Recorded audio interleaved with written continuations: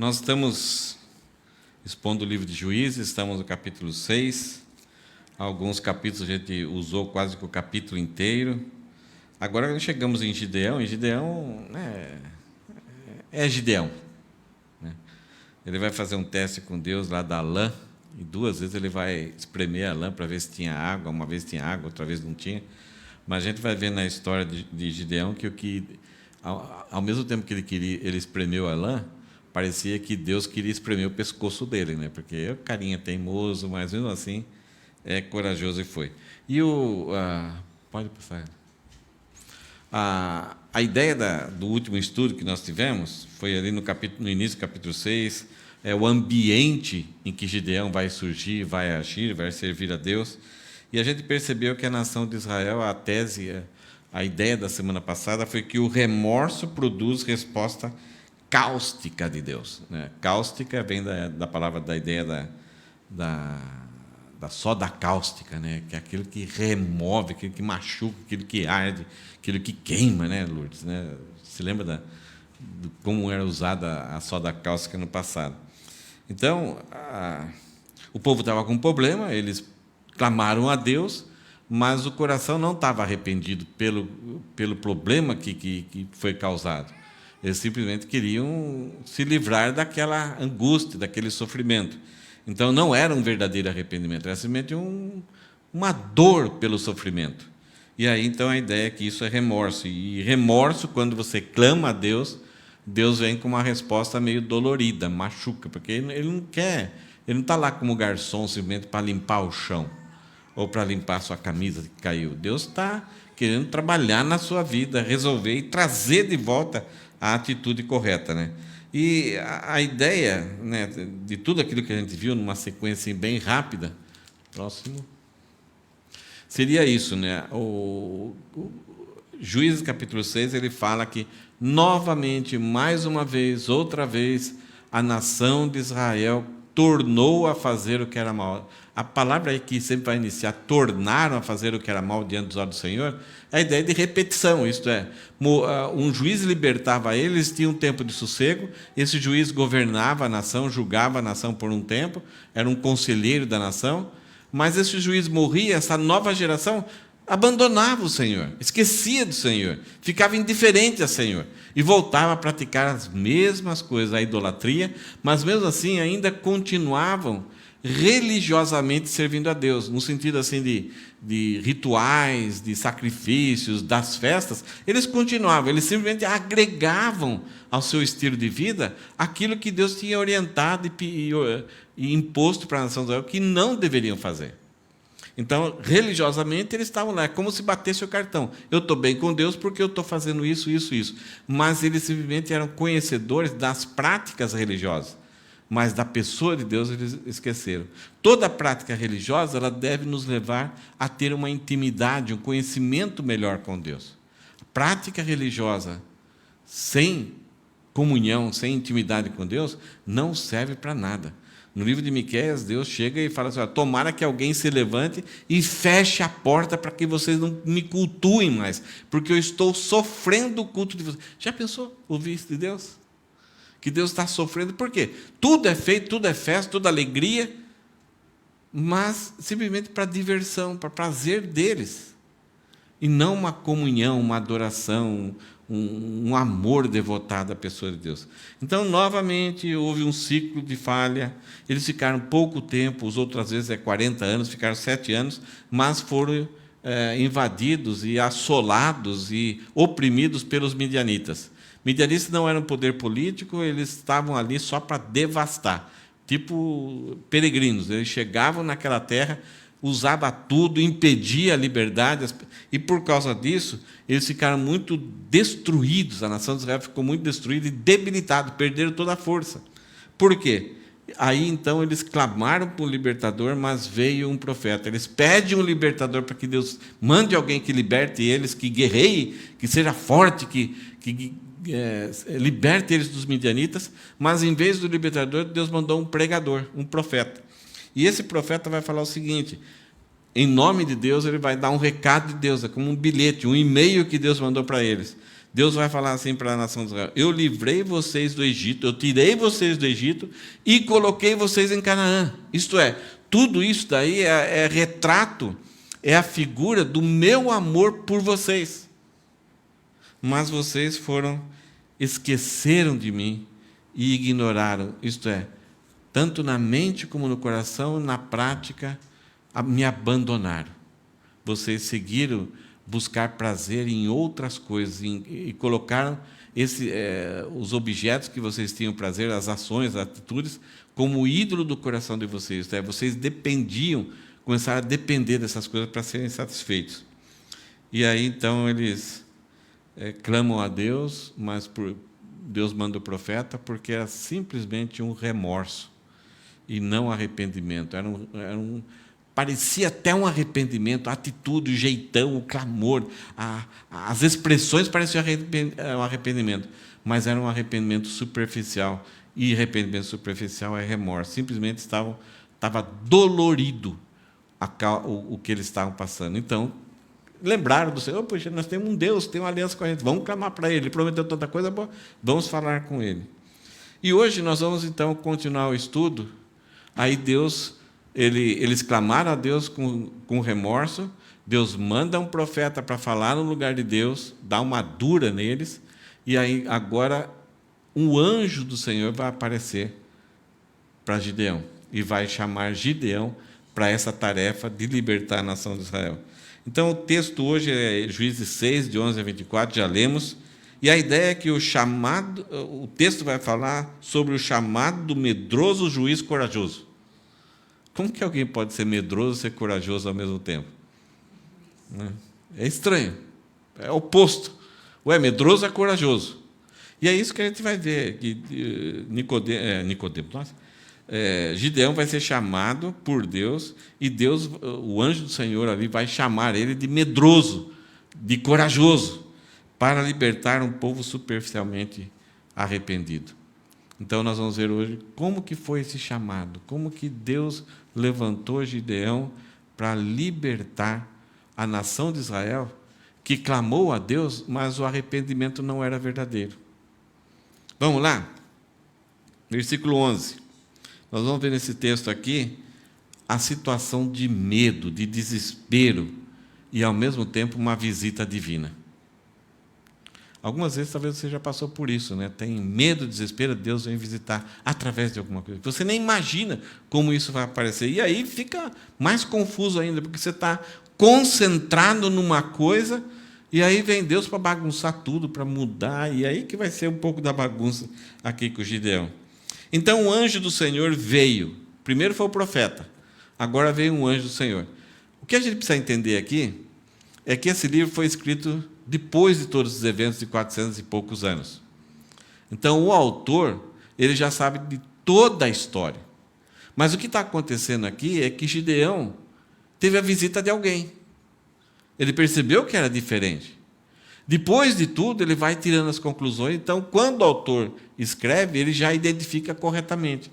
Mas pode ser que Gideão definiu corretamente quem é essa pessoa que chega aqui.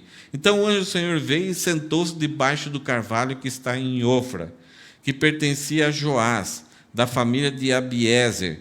Gideão, filho de Joás, estava malhando o trigo no lagar, para o pôr a salvo dos midianitas. Essas histórias narrativas bíblicas dão um nó na cabeça da gente. Abiezer, Joás, Gideão, Ofra.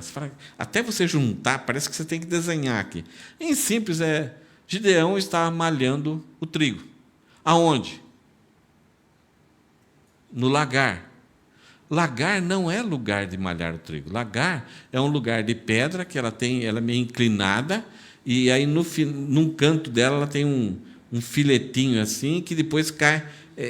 Tem um lugar mais baixo, onde eles colocavam os baldes, vamos já usar uma linguagem aqui, um recipiente, talha, alguma coisa assim, porque aí eles colocavam as uvas lá, ficavam pisando as uvas saía aquele suco, então, como estava um pouquinho inclinado, o suco caía, já ia por esse filetinho, por esse caninho ali, e já caía dentro da talha, e eles levavam embora, para fazer vinho. Mas Gideão, Então, debaixo de um carvalho muito grande, tinha esse lagar construído com pedras, e assim, talharam as pedras para que ficasse bem, bem legalzinho, para fazer uva nesse lugar, um lugar de sombra, um lugar tranquilo, no deserto, um lugar igual, calor igual ao Japão. Só que Gideão não está. Primeiro que eles nem plantação de uva tinham mais, já tinham acabado. Esses invasores, eles detonavam, eram que nem gafanhotos. Ele não está amassando as uvas para fazer vinho, porque nem tinham. Ele está fazendo o quê? O que ele fala? Malhando o trigo. Era um lugar que não se fazia isso. Por que ele está fazendo isso? Porque é um lugar em que os midianitas não iam supor que alguém estivesse pisando as uvas, porque não tinha uvas. Foi tudo invadido, foi tudo destruído. Então, é um lugar que ninguém estaria lá. Mas Gideão, na sua terra, que era uma região onde ele morava, da tribo de Manassés, ele vai para lá escondido, com medo, malhando o trigo para que os midianitas não soubessem e não fossem pegar e tomar posse daquilo. Então, era uma situação de desespero, de medo, de tentar sobreviver com pouco. E o lagar não se dá para malhar muito trigo, é um lugar meio pequeno. Essa situação, e nesse momento ali, observando para lá e para cá, chega alguém. Imagine, talvez, o susto, né? Quem que é esse cara? E aí, então, o anjo do Senhor lhe apareceu e lhe disse: o Senhor está com você, homem valente. O que menos era um homem valente, está covarde aqui. Está malhando o trigo sozinho. Um lugar ermo, um lugar abandonado, assustado. E aí Jesus, né? Desculpa, eu já adiantei uma coisa aqui. Para mim é Jesus que apareceu aqui. É o Jesus que a gente chama de cristofania, aparições de Jesus no Antigo Testamento, antes da encarnação. Jesus não passou a existir após quando ele nasceu lá de Maria, ele já existia. E ele vai se manifestar várias vezes na Bíblia, visivelmente, e é chamado, então, o anjo do Senhor. Toda vez que você vê na Bíblia o anjo em letra maiúscula, o anjo do Senhor, está se referindo, na maior parte das vezes, a respeito de Jesus. Então, aí ele aparece. E já diz aí: o Senhor está com você, homem valente. Esse é o ambiente desse chamado. Tudo começa dessa forma. Então, imagine o susto de Gideão. Aí Gideão vai responder: ah, meu Senhor, se o Senhor está conosco, por que nos aconteceu tudo isto? Então, depois do susto, quando o Senhor falou com Gideão, ali, homem valente, ele falou: eu, homem valente, além do susto, até depois que ele se recompôs, né, ele mostra como que estava o coração do povo que tinha pedido a Deus, mas esse pedido de libertação vinha por causa do remorso, não por causa de confissão de pecado. Eles não admitiam que eles estavam errados. E essa resposta de Gideão vai mostrar como era a mentalidade. E essa mentalidade é uma cegueira destruidora, é uma cegueira desanimadora e muito perigosa. O povo pecou, estava indiferente a Deus, começaram a sofrer, clamaram para Deus, mas simplesmente com remorso. E o remorso e o medo produzem uma cegueira desanimadora e perigosa. Porque nos afasta de nós termos uma avaliação correta sobre a situação. E olha o que acontece aqui. Era o povo que abandonou, era o povo que estava indiferente, o profeta já tinha falado para eles, mas Gideão está falando assim: se é o Senhor, se o Senhor é Deus e está conosco, por que nos aconteceu isso? O que Gideão está fazendo aqui? Ele está transferindo para Deus a culpa pelas coisas que estão acontecendo ao povo. Se o Senhor é Deus, por que nos aconteceu isso? Porque Deus tinha feito uma aliança de proteção com a nação de Israel. Mas essa proteção incluía um comportamento correto, receberiam bênçãos. Um comportamento errado, receberia a disciplina de Deus. Mas toda hora que vamos fazer um contrato, um acordo, a gente não olha o lado negativo. A pessoa começa a falar para nós o lado positivo, e na hora que ela vai mexer com o negativo, onde que eu assino? E a nação de Israel, por esquecer de Deus, esqueceram que Deus, além de soberano, Ele é justo, Ele é santo, Ele quer o nosso bem, e o pecado vai nos destruindo aos poucos e termina de uma forma ruim. Então, Gideão, por causa da sua cegueira, o medo cegou ele, o pecado tinha cegado ele, ele vai representar o povo aqui. Ele vai jogar a culpa em Deus. Se o Senhor Deus está conosco, por que nos aconteceu tudo isso? Quer dizer, o Senhor não é tão poderoso como as pessoas falavam? E ele fala ainda, e onde estão todas as suas maravilhas que os nossos pais nos contaram? Isto é, eram só historinhas?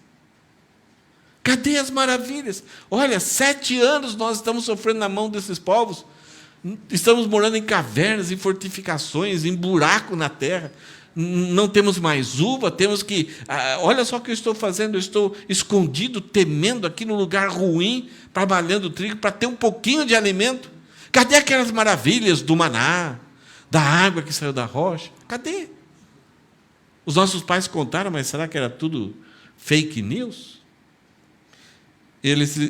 Os pais disseram, né? O Senhor nos tirou do Egito, porém agora o Senhor nos abandonou e nos entregou nas mãos dos midianitas.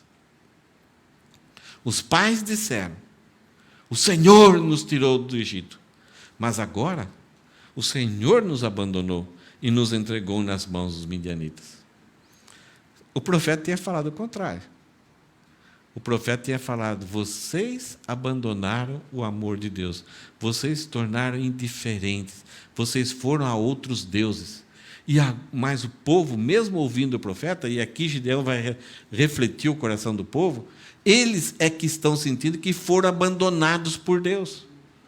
Eles estão sentindo que Deus os entregou aos midianitas. Por um lado, isso é uma verdade.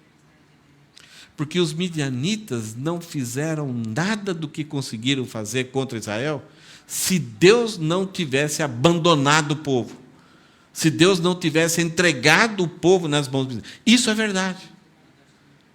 E Deus fez isso por quê? Por ser fiel à aliança. E ao fazer isso, ele queria produzir, demorou 7 anos, ele queria produzir no povo arrependimento, mas o povo só chegou ao ponto de sentir remorso pelo sofrimento. Essa é uma verdade. Realmente, enquanto o povo estava seguindo a Deus, Deus estava ali junto com eles. Agora, Deus não pode andar junto com o pecado. Então, se eles querem andar por aqui, Deus os abandonou. Tchau, vou para cá. E além de Deus abandonar, Deus trouxe os midianitas para produzir a disciplina. Isso é terrível. Porque o medo, o remorso, gerado pelo pecado, ele faz a gente ter uma ótica errada a respeito de quem Deus é e como ele se relaciona com Deus. Passamos a sofrer consequências das nossas ações e ainda culpamos a Deus. Uma pessoa que anda bem afinada, afiada com Deus, assim, junto com a vontade de Deus, quando sofre um problema, ela louva, ela agradece a Deus, porque ela sabe que ali tem alguma razão para Deus aprimorar o seu conhecimento, se apertar mais a pessoa de Deus. Nós vemos assim com Daniel, nós vemos com José. Pessoas que sofreram, não por causa dos seus erros, mas por causa de erro de outras pessoas. José fala para os seus irmãos, vocês fizeram mal contra mim, mas Deus transformou em bem. O que ele passou aos 13 anos, 14, 15 anos e até uma certa parte da juventude, não foi nada gostoso. Mas porque estava afinado com Deus, ele entende que tudo aquilo lá foi permissão de Deus para que Deus fizesse bem para ele. E quando os irmãos que o traíram, quiseram matar ele, encontraram ele como salvador da família. E ele foi a bênção, tanto para todas as nações daquela época, bênção para o Egito e principalmente bênção para sua família. Não significa que você andar afinado com Deus, você não vai ter sofrimento, mas a sua ótica, a forma com que você enxerga as coisas, a forma com que você vai ter força para reagir, vai ser de forma diferente. E Deus vai transformar em bem. Mas um povo que abandonou, foi indiferente a Deus, ele fica cego. Ele não consegue produzir arrependimento por si mesmo.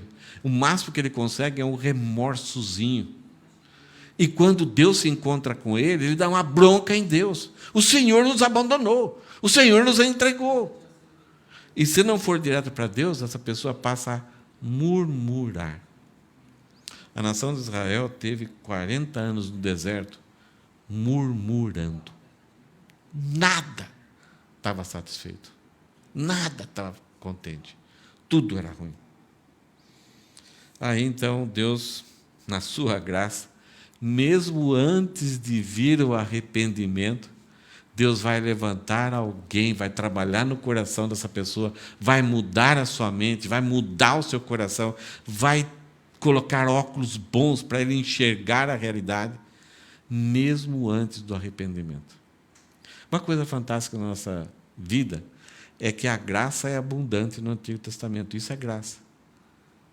Se a gente for entender, os momentos que a gente abandonamos a Deus, Deus já estava produzindo ações graciosas de restauração na nossa vida, mesmo antes da gente se arrepender. E quando a gente se arrepender, está tudo lá pronto. Tudo estava gerado por Deus. Deus não espera o nosso arrependimento para começar a trabalhar. Mais de 2000 anos atrás, Cristo morreu na cruz. Quantos anos você tem? Quantos anos você tem? 40 e poucos? 40, 50, 35 aí. Antes de nós nos arrependermos e pedirmos perdão a Deus, Deus já tinha providenciado há 2000 anos atrás a nossa redenção. Não somente isso, antes do homem existir, antes da fundação do mundo, Cristo já era considerado por Deus como morto para a nossa redenção. Isso é graça. E aqui vai começar a acontecer esse chamado divino. E, ao mesmo tempo, algumas desculpas, igual Moisés. Então o Senhor se virou para Gideão e disse, uma coisa que vocês perceberam aqui, em alguns momentos é o anjo do Senhor, é o anjo do Senhor. Daqui a pouco fala que é o Senhor. Tinha dois camaradas lá. Então, aqui é a maior evidência de que essa pessoa é o anjo do Senhor, no sentido da segunda pessoa da Trindade, e, ao mesmo tempo, é o Senhor. Isto é, ele é o ser total ali. É o Deus na segunda pessoa da Trindade. Então, é a segunda pessoa da Trindade e, ao mesmo tempo, é o representante de Deus, é o próprio Deus. Então, ali está o Pai, o Filho, juntamente com Jesus, naquele projeto. Nenhuma pessoa da Trindade faz alguma coisa de forma autônoma.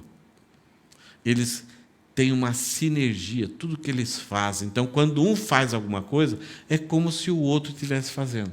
Apesar da obra, da ação ser distinta, mas é um programa total. É o que a gente chama assim de membros da família e tem a família. A nossa família foi para as férias.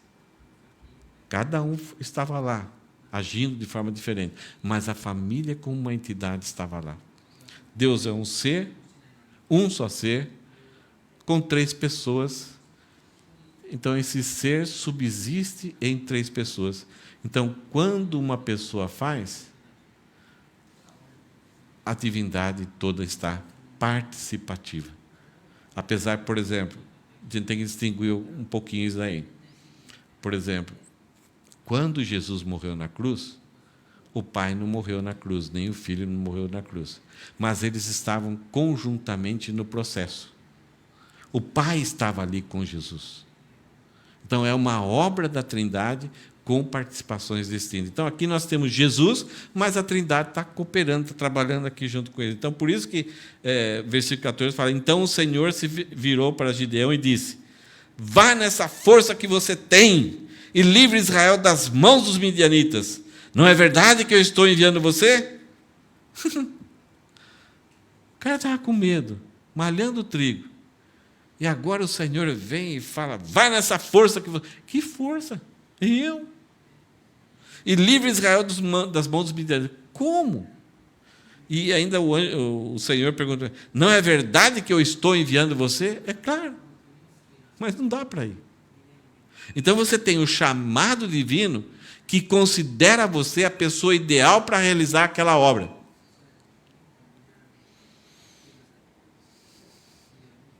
Aqui é uma... E aí Gideão fala o seguinte ainda. Ah, meu Senhor, como livrarei Israel? Ou em outras versões, com que livrarei Israel?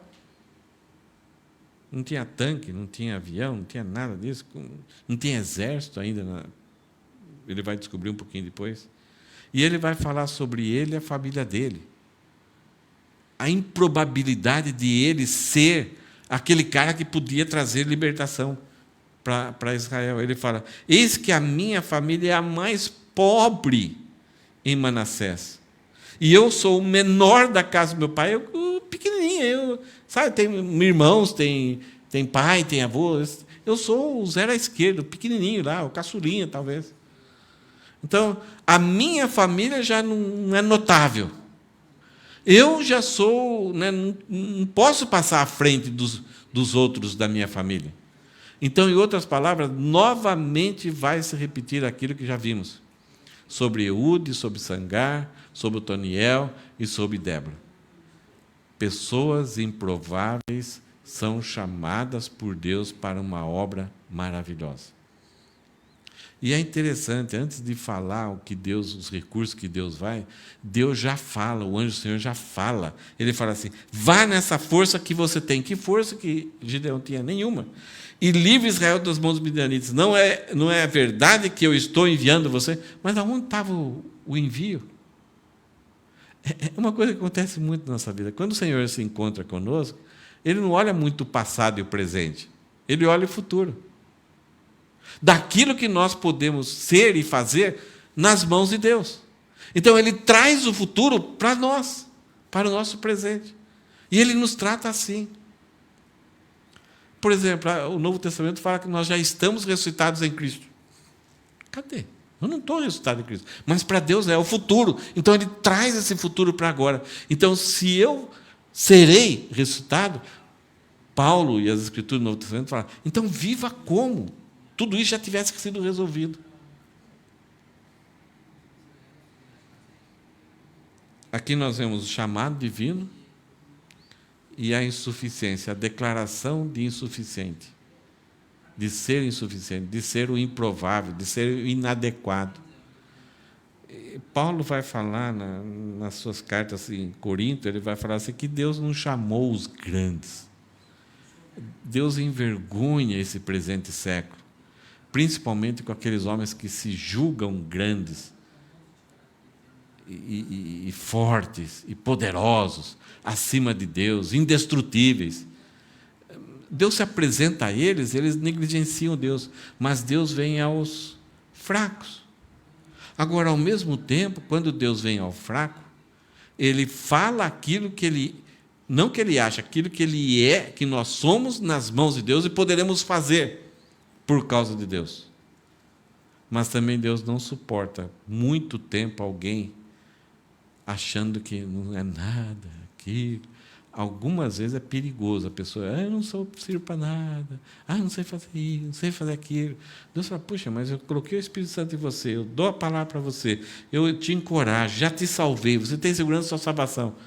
Então, ou é preguiça, ou é fuga.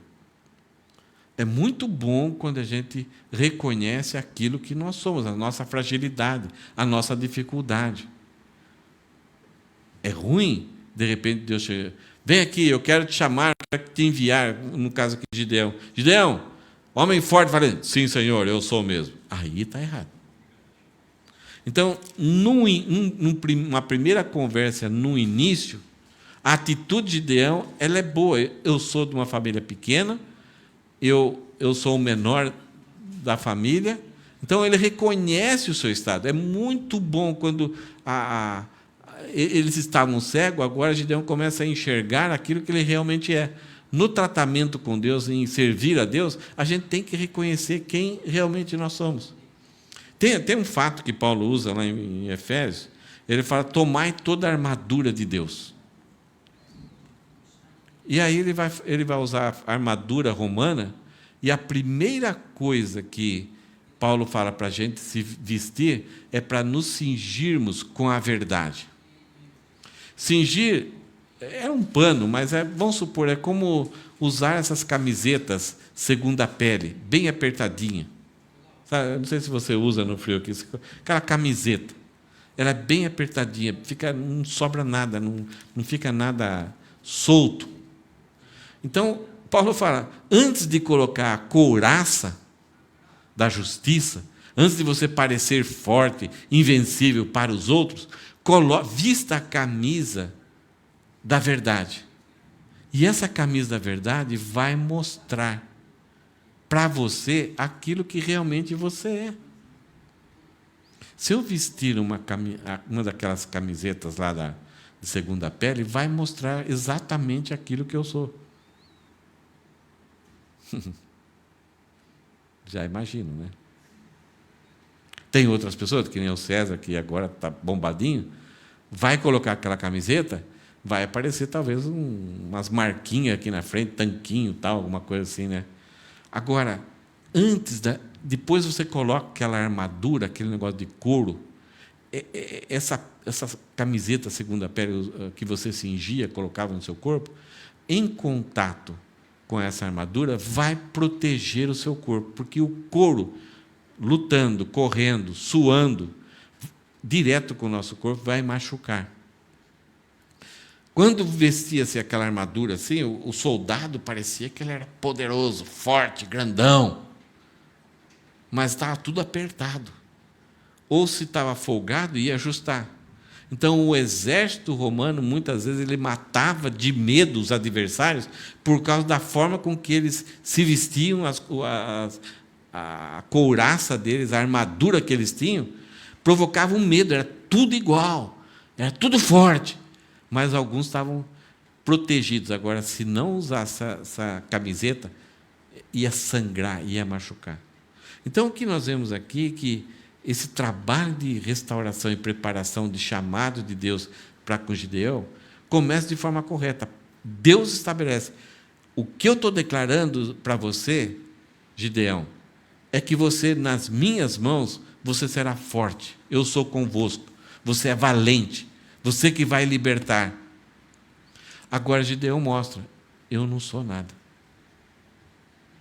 Agora, aqui Gideão tem que se sujeitar àquilo que Deus vai declarar e confiar naquilo que Deus falou. Versículo 16. O Senhor disse, já que eu estou ao seu lado, você derrotará os midianitas como se fosse um só homem. Perceberam o que Deus está falando aqui? Gideão, eu vou estar ao seu lado. E já que eu estou ao seu lado, eu não estou te enviando para você ir sozinho e eu ficar aqui aplaudindo e dar risada de você. Eu vou junto com você. Por isso, Deus é o único que pode declarar. Quando Ele nos chama e Ele vai conosco, e Ele pode dizer que nós somos valentes, corajosos. Mesmo que a gente ache que não sirva para nada, que a gente não consegue, que a gente é fraco. Mas Ele fala, eu estarei com vocês. E ainda o anjo do Senhor fala assim, você, Gideão, vai derrotar os midianitas como se fosse um só homem.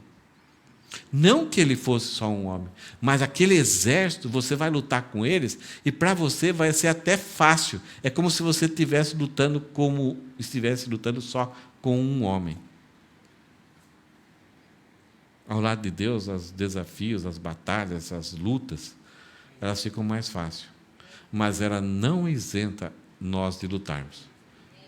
Vai ser como um só homem, mas vai lutar. Eu vou estar convosco. É interessante a gente ver todo o Antigo Testamento, várias guerras, principalmente durante os 40 anos do deserto, várias lutas, batalhas que a nação de Israel teve, a proporção de soldados de Israel com os inimigos, muitas vezes é muito grande. E aí a nação de Israel ganhava. E eles ficavam terminou a batalha? Como? A gente ganhou? Ganhamos? Pô, que coisa! E aí começava a conversar entre eles. Olha, parecia que eu tinha um soldado muito forte do meu lado. Parece que na hora que alguém foi jogar uma lança ou foi bater uma espada, alguém surgiu. Você viu esse soldado que estava no meio da gente lutando? E aí eles começaram a perceber que era o próprio Senhor, o anjo do Senhor, Jesus Cristo, pré-encarnado, lutando ao lado deles. Algumas batalhas, algumas guerras que a nação de Israel teve nos 2 séculos passados, algumas vezes a proporção de soldados era totalmente muito diferente. E a nação de Israel ganhava essas batalhas com os recursos que eles tinham, mas tinha algo muito sobrenatural. Os próprios inimigos achavam muito estranho o que acontecia nessas batalhas. E aqui então Deus fala: eu estou te chamando, estou te enviando, mas eu estou com você. Você vai lutar, mas a batalha é como se você estivesse lutando somente com um homem. E aí Gideão, no versículo 17, responde: se de fato, Senhor, encontrei graça, encontrei favor aos teus olhos, isto é, se o Senhor se agradou de mim, dá-me um sinal de que és tu, porque até agora Gideão está conversando, esse cara está falando, você vai guerrear. Isso pode ser um coach, né? Coach traz assim, encorajamento, vai lá, você vai conseguir e tal. Aí ele fala: vai lá, fico aqui assistindo. Coach é assim, ele nunca vai participar com você. E ele pode te colocar numa fria. Teve um coach no Brasil que levou, acho que 30 pessoas numa montanha e ficaram perdidos, tiveram que ser resgatados pelo corpo de bombeiro. Então, Gideão está precavido com isso. É muito bonito o que o senhor tem falado agora. O senhor tem falado como se, né, um cara encorajador, um cara animador, mas é eu que vou. Eu não posso acreditar só em palavras. Se fosse Deus, eu poderia até depositar confiança. Então, como que eu posso saber se você é Deus ou não? Naquela época, tinha pouca coisa escrita a respeito da pessoa de Deus. Não tinha Davi ainda, não tinha os profetas, não tinha o Novo Testamento. Então, Gideão quer alguma coisa que direcione, um sinal que direcione para ele ter tranquilidade de que era evidente que aquela pessoa com quem ele está falando, que está falando que é o Senhor, que vai dar vitória, que vai lutar junto, que é Deus. E ele fala assim: se de fato encontrei favor aos teus olhos, dá-me um sinal de que és tu, Senhor, que está falando comigo. Peço que não te afaste daqui até que eu volte. Traga a minha oferta e a coloque diante de ti. Ele respondeu: eu esperarei até que você volte. Gideão está falando o seguinte: olha, não sei se o senhor é. As palavras são bonitas, palavras são encorajadoras, mas sou eu que vou colocar minhas mãos, meus pés nessa batalha. É uma loucura. Eu não te conheço muito bem. Parece que é algum ser diferente. Então, eu vou fazer alguma oferta para o Senhor. Já volto, não sai daqui, fica parado aqui. E o Senhor falou assim: tá bom, eu fico aqui. Vai lá, volte. Versículo 19. Gideão entrou em casa, na casa dele, preparou um cabrito e fez pães sem fermento, com 20 litros de farinha. Uma quantidade boa. Numa época em que alimento, se descobrisse, era tomado. Numa época tinha escassez de alimento. Então ele fez algo que custou muito para ele. Todo sacrifício tem que custar alguma coisa. Quando eu falo, eu vou sacrificar, eu vou dar ofertar ao Senhor, se aquilo é sobra, se aquilo é aquilo que você vai jogar fora, não provém. Deus critica a nação de Israel em Malaquias porque eles traziam a ovelhinha com unha encravada para ofertar. Mas aqui não vai dar, não tem preço. Então, lá para o Senhor. Deus fala assim: oferta isso ao governador, ao seu chefe, a alguém grande, vê se ele vai aceitar. Oferta tem que ser aquilo que há de melhor, que tem um preço, que tem um custo para nós, que é algo precioso. E foi o que Gideão fez. Ele entrou em casa, preparou um cabrito, fez pães sem fermento, com 20 litros de farinha. Pôs a carne num cesto e o caldo numa panela. Depois trouxe tudo até debaixo do carvalho, trouxe no mesmo lugar e o entregou ao anjo. Como isso poderia ser um sinal? Pessoas estão com fome, estão procurando alimento, agora aparece essa pessoa com o Gideão, encoraja ele, fala para ele ir para a guerra. Então ele foi e fez um bom jantar, um banquete aqui, uma comida muito abundante para uma só pessoa. E aí, porém, o anjo de Deus lhe disse: pegue a carne e os pães sem fermento e coloque-os sobre essa rocha. Não sei se é a rocha do lagar. Pegue tudo isso e coloque aqui. Depois derrame o caldo em cima. Gideão fez.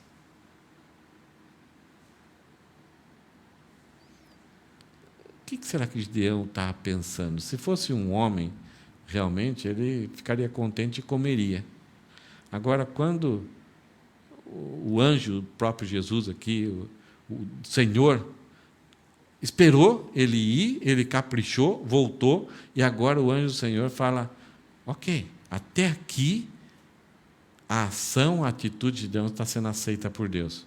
Aí o anjo dá uma ordem: ora, derrame, coloque aqui sobre essa pedra. E vamos ver o que aconteceu. Versículo 21. Então o anjo do Senhor estendeu a ponta do cajado que trazia na mão e tocou a carne e os fermentos e os pães sem fermentos. Saiu fogo da rocha e queimou a carne e os pães, e o anjo do Senhor desapareceu da presença dele. Quando Gideão disse: ai de mim, Senhor Deus, pois viu o anjo do Senhor face a face. Jesus Cristo, que desperdício! Foi colocado os alimentos ali na rocha, aí esse anjo do Senhor toca a ponta do cajado, sai fogo da rocha e consome todo aquele alimento que, se fosse Judas que estivesse ali, que desperdício! Dá para alimentar um monte de pessoas. Por que Gideão, a partir desse momento, desse acontecimento, ele até desesperadamente, assustadoramente declara: ai de mim, eu vi o Senhor face a face. Algumas coisas acontecem aqui. Havia uma noção desde Adão que quando você ofertasse um sacrifício a Deus, poderia acontecer uma tragédia nesse momento. Poderia ser que Deus não aceitasse aquele sacrifício. Por duas razões. Ou por uma forma que você tinha criado e queria impor a Deus que ele aceitasse. Que não envolvesse um sacrifício, uma doação de coração. Abel matou uma ovelhinha e Caim fez uma outra forma. Abel foi aceito, caiu fogo e consumiu seu sacrifício. Caim não foi aceito. Então, exteriormente, algumas vezes se corria o perigo de você sacrificar a Deus e não ser aceito por Deus ou ser rejeitado por Deus. Por outro lado, corria-se o perigo também do seu coração ser revelado, porque Deus, além daquilo que é exteriormente o sacrifício, Ele também analisa o seu coração, a sua motivação. Por que você está fazendo? Simplesmente está querendo fazer uma coreografia, impressionar as outras pessoas? Ou se realmente aquilo envolve arrependimento, envolve seriedade, humildade diante de Deus? Talvez Gideão pensava até que esse homem que estava com ele ia comer a carne, ou talvez pegava, levava embora, alimentava outras pessoas. Mas quando o anjo do Senhor aqui manda ele colocar um alimento sobre a rocha, estende o cajado, toca esse alimento, e o sacrifício, toda aquela comida, é consumida pelo fogo, que não é uma coisa natural. A evidência para Gideão é: meu sacrifício foi aceito. E o sinal que chegou a uma conclusão é: ele realmente é Deus. Se é Deus, ninguém sobrevive à sua presença. Essa ideia que Moisés queria ver a face de Deus, Deus falou: Moisés, vou virar minhas costas e vou passar a minha bondade diante de ti. Porque é impossível nós, como seres humanos, ver a face de Deus e não sermos destruídos. Mas aqui tem um ingrediente que é a graça de Deus. Que em alguns casos, Ele, o próprio Deus, se contém e vem ter uma comunhão conosco, sem nos destruir. O próprio Jesus caminhou aqui 33 anos, o próprio Deus, cheio de glória e de majestade, se humilhou e conteve a sua glória, para que, se ela expandisse um pouquinho só, ia destruir todas as pessoas ao seu redor, ia destruir o planeta Terra como um todo. Essa é uma característica desse Deus bondoso que nós temos e gracioso. Ele, sendo santo, puro, consegue, mesmo sem pecar, sem alterar nada da sua essência, consegue conviver, habitar, tabernacular com nós, pecadores. E além do mais ainda, além de estar entre nós e conosco, após a morte e ressurreição de Jesus, o Espírito desceu formando a igreja. E além de formar a igreja, o Espírito veio habitar no coração, na vida, dentro do nosso ser, de todos aqueles que creem em Cristo. Como que um Espírito Santo, que é Deus, cheio de glória, de majestade, de pureza, santidade, pode habitar dentro do Éden? A quantidade de bactéria, de coisa ruim que tem dentro da gente, na parte física, biológica. Mas o maior problema não é a parte física e biológica. É a minha depravação, o mal que está em mim. E o Espírito Santo vem para me ajudar a lutar contra o mal. Ele se contém também. E me capacita, nos ajuda a vencermos batalhas. Então, Gideão, agora, ele disse: ai de mim, Senhor Deus, pois vi o anjo do Senhor face a face. Estou perdido. Isso vai acontecer com os pais de Sansão também. E vai acontecer com várias pessoas que vão... Isaías, eu vi a glória do Senhor, eu estou perdido. É uma noção, é quando o medo cegou Gideão, ele culpava a Deus, mas agora a sua visão está restaurada e ele está entendendo e enxergando a glória de Deus. E agora ele entra em desespero: eu estou diante da glória. É um privilégio, é majestoso, é fantástico, mas eu, por ser aquilo que sou, estou perdido. Depois de uma pesca, Pedro e os seus companheiros estão voltando para a praia. Jesus fala assim: olha, e daí? Era meio-dia, não é hora de pesca. Jesus mandou jogar a rede do lado direito. E eles pescaram 153 peixes grandes. Pedro relutou em isso. Porque Jesus não era especialista em pesca, não era pescador. Mas na hora que isso acontece, Pedro cai em si. Ele era um pregador, ele tinha poder sobre os demônios, ele era um profeta, mas agora, com isso, ele é mais do que isso. Ele é Deus. Então, quando Pedro enxerga, começa a entender essa realidade de que eles estavam caminhando com aquele que é Deus, Pedro fala o seguinte para Jesus: afasta de mim, Senhor, porque eu sou homem pecador. O nosso pecado faz a gente se afastar de Deus e querer que Deus seja afastado. É o que aconteceu com a nação, eles esqueceram, eles ignoraram. Mas Jesus, mas Deus, com a sua graça, Ele vem se aproximando e vai recuperando o nosso entendimento, o nosso coração, a nossa visão. Chegando a um ponto de que agora o problema não está em Deus que nos abandonou, mas está em mim. Eu sou o homem, eu sou pecador e a glória de Deus aumenta cada vez mais. Versículo 23. Shalom remove o medo. Você sabe o que significa a palavra shalom? Tem até uma coisa bem interessante, que o nome Salomão é Shelomote, que é derivado dessa palavra shalom. Aí no livro de Cantares, ele tem um romance muito lindo com a sua esposa, Shulamita, que vem da palavra Shalom. E quando a gente vê os dois em amor, em intimidade, somente os dois, surge então o Shalom, a paz, aonde você tem um sentimento de proteção. A ideia do Shalom é como se Deus criasse muralhas ao nosso redor.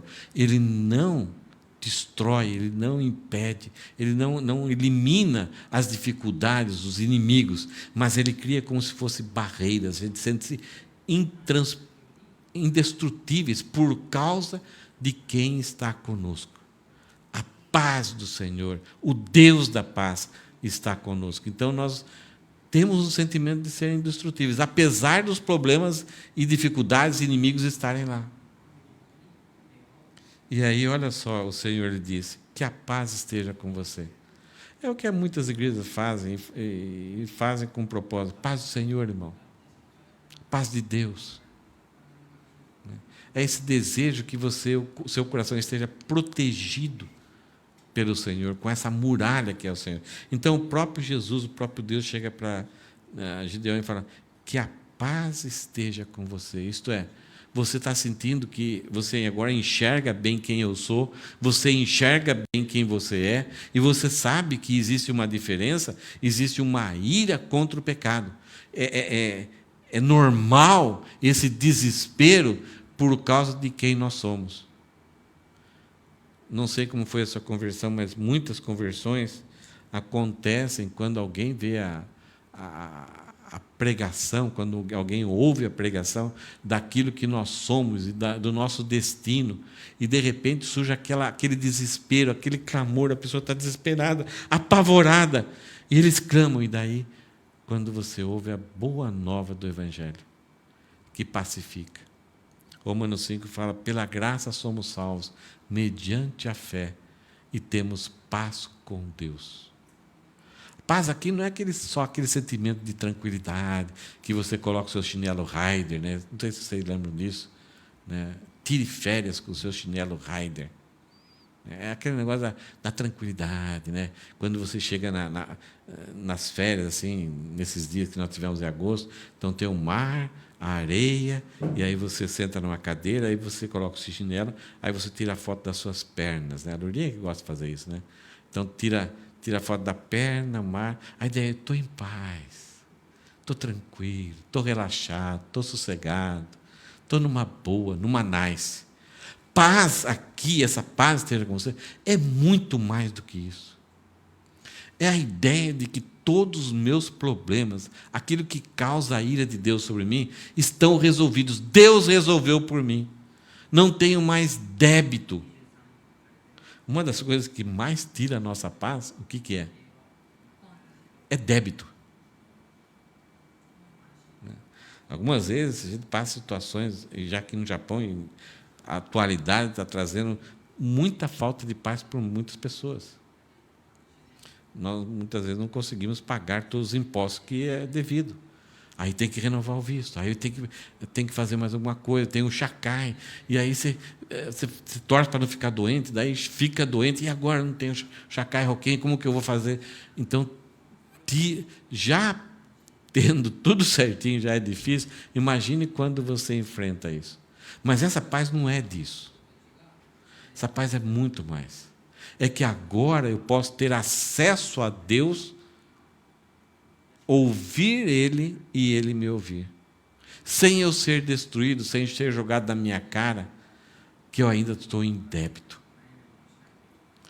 É interessante que Gideão já desfrutou de uma paz que vai ser conquistada muitos anos depois em Jesus Cristo. Jesus Cristo é o autor da nossa paz. Ele morreu pelos nossos débitos. Então, Gideão e Jesus, o anjo que fala: que a paz esteja com você, não tenha medo. Olha só, Gideão começa com medo, ele cresce nesse seu chamado, e agora o Senhor remove o medo dele. Não tenha medo, você não morrerá. Não está se falando que você vai batalhar e pode ser que você... Não. O fato de eu estar conversando com você não vai trazer a morte para você. E uma das coisas que, quando a gente vai a Deus por Jesus Cristo, o próprio Jesus falou, né? Quem vem a mim, de maneira nenhuma morrerá. E se eu der da água, se eu der dessa água, rios fluirão do seu interior para a eternidade. Versículo 24, então Gideão edificou um altar ao Senhor e lhe deu o nome de o Senhor é Shalom. Até o dia de hoje, quando o autor do livro de Juízes escreveu, não é até o dia atual, mas quando o autor, quase 400 anos depois, ele vai escrever esse livro. Então, quando o autor escreve, ele fala, até o dia de hoje, esse altar está em Ofra, que pertence à família de Abiezer. Aonde Gideão estava malhando o trigo? Em Ofra, debaixo do carvalho. Então, de um lagar que não tinha mais utilidade, que serviu de malhar o trigo, nasceu um altar, foi criado um altar por causa dessa experiência de Gideão. Assim foi o chamado de um cara medroso, mas se tornou corajoso para libertar um povo superficialmente arrependido. Algumas ideias aqui que a gente pode aprender desse texto. Gideão está certo ao afirmar que não conseguiria libertar Israel com sua própria força. Ele está certo. As missões que temos para realizar em nome de Deus são incapazes da gente realizar. Deus está certo ao lhe dizer que Ele salvará Israel, juntando sua força à certeza de que Deus o chamou para a tarefa e estará com ele na batalha. Ao mesmo tempo que Gideão não consegue, ao mesmo tempo Deus também fala, você vai conseguir. Por quê? Porque as forças são juntadas. Não é um mais um, é um com o infinito. Não dá para entender isso, né? Como o povo de Deus, precisamos de agir da mesma maneira para aquilo que Deus nos chamou. Deus está convidando eu e você a todo dia para executarmos algumas tarefas, para sermos algumas coisas que nós, por nós mesmos, nunca vamos conseguir. Mas quando a gente se junta a Deus, Ele vai usar-nos como instrumentos para realizarmos coisas que a gente nem acredita. Vai se tornar até alguma coisa assim, até cômica. Você vai rir de você mesmo.